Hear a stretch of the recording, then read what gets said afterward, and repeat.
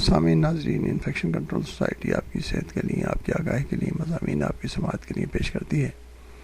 آپ کا میزبان ڈاکٹر حسن نواب آپ کی خدمت میں حاضر ہے۔ اب یہ سوال پیدا ہوتا ہے کہ بچے بھی اس مرض کا شکار ہو سکتے ہیں، آرتھرائٹس کا شکار ہو سکتے ہیں۔ آرتھرائٹس ایک قسم رومیٹوائڈ ہے جو بچوں کو بھی متاثر کر سکتی ہے۔ اس قسم میں مدافعتی نظام اپنے ہی جسم سے لڑنے لگتا ہے، جس کے نتیجے میں جوڑ متاثر ہو جاتے ہیں۔ اسے آٹو امیون ڈس آرڈر کہتے ہیں۔ بچپن میں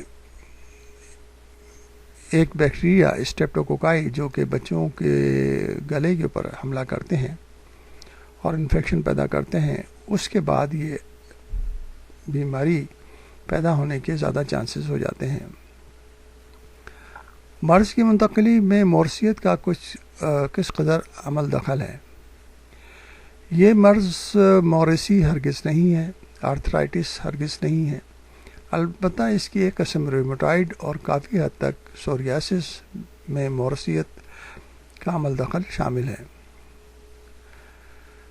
اب یہ سوال ہوتا ہے کہ مریضوں کے لیے سیلف میڈیکیشن کس حد تک خطرناک ہے؟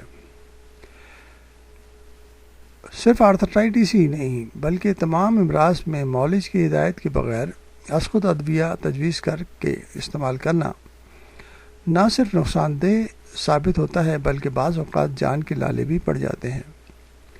اس لیے ضروری ہے کہ جو بھی مسائل آئیں تو مستند ڈاکٹر سے رجوع کر کے اور ان سے علاج معالجے کے صحیح طور پر معلومات حاصل کی جائے، صحیح طور پر دوائیں لی جائیں اور ان کے مشورے پہ عمل کیا جائے۔